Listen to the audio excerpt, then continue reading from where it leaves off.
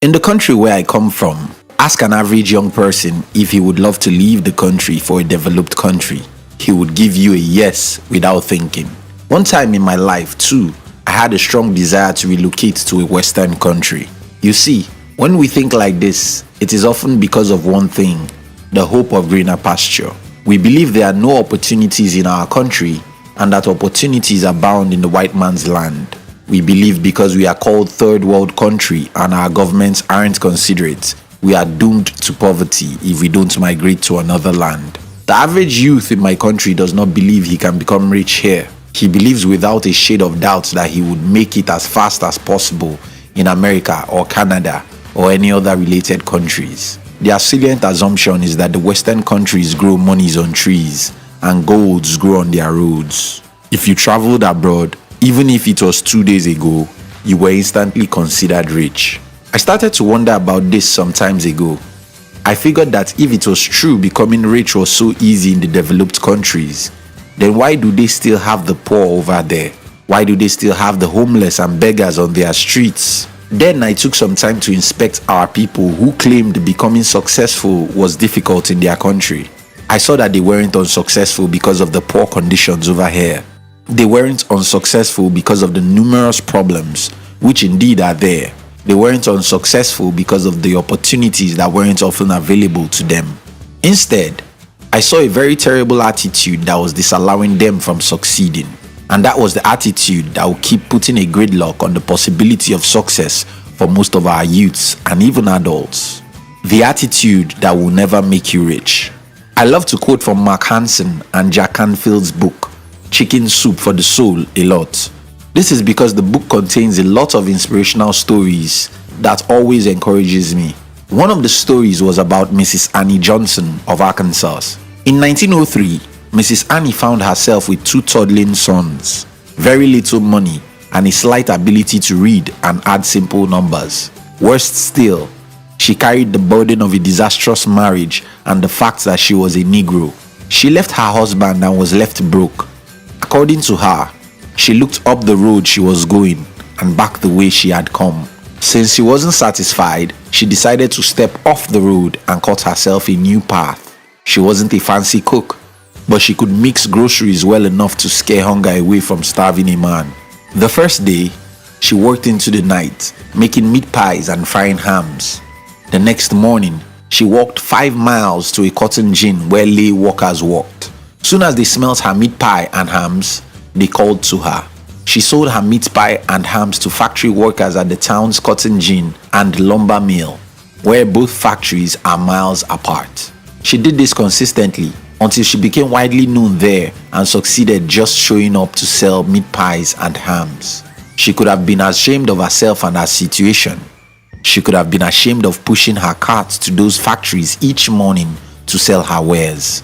She could have looked for a more sophisticated job or business so that she would look posh and sleek, but she didn't. Instead, she understood her impoverished situation, swallowed her pride, and did what she could to get her life back together. One of the reasons most people won't be rich. You see, you may have noticed it too, but the reason most people are poor is often because of their pride. While reading the article this morning, I got an idea to start to sell a type of food in our neighborhood. I would have to prepare the food myself, pass it on to stores on the streets, and have them sell for me. But if I would sell very well, I would have to sell myself. Then it occurred to me that this was a simple business and most people craved this kind of food. Yet, why wasn't anybody doing it? Well, it is because doing this kind of business would seem demeaning for most people. I would make a lot of money doing it, but it would require me forgetting my reputation as the big guy to do this kind of business. That was when it occurred to me why most youths and adults in my country stay poor. Their pride keeps them from becoming rich. Most cannot do the most demeaning job, even if it would bring them money. Tell an average youth to be a janitor and he will think you are cursing him. Tell him to work as a security person, opening and closing gates for visitors, and he will think he's under some spell from his village people. Yet, when they leave the country for another country, they would subject themselves to such ignominy, doing odd jobs they would never do back in their country.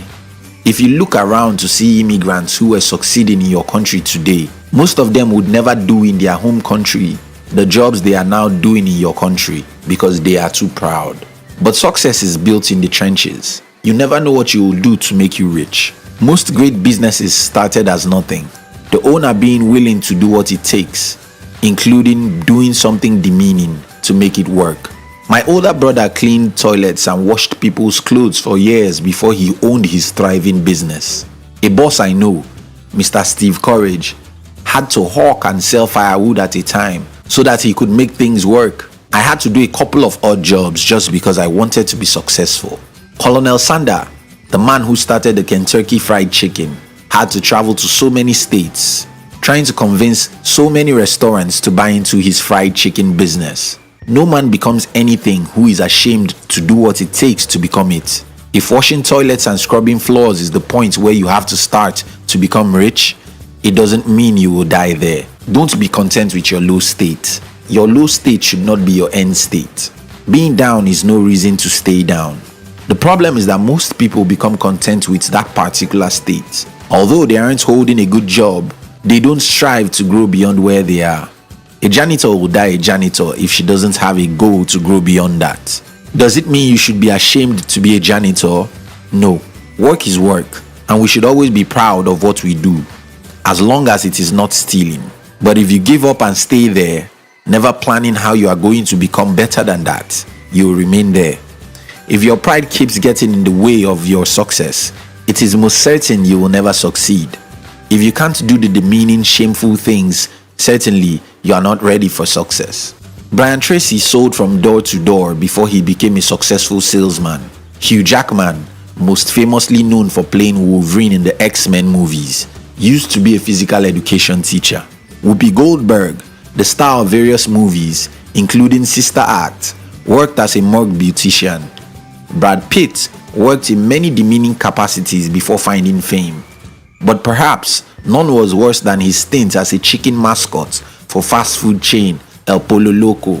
Megan Fox had to dress up as a giant banana to attract customers to a smoothie shop in Florida. Before becoming one of the highest paid actors in Hollywood, Johnny Depp worked as a telemarketer, selling ballpoint pens over the phone.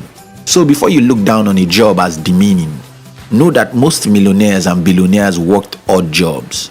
Tom Corley, the author of Rich Habits, The Daily Success Habits of Wealthy Individuals, while researching his book, found out that 76% of those who were wealthy were self-made millionaires.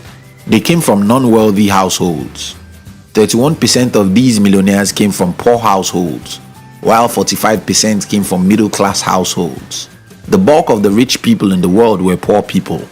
They managed odd jobs, they worked odd jobs, and yet focused on their goals.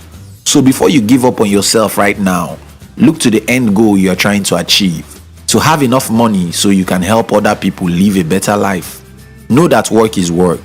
If you aren't proud of what you do, you aren't ready to get successful.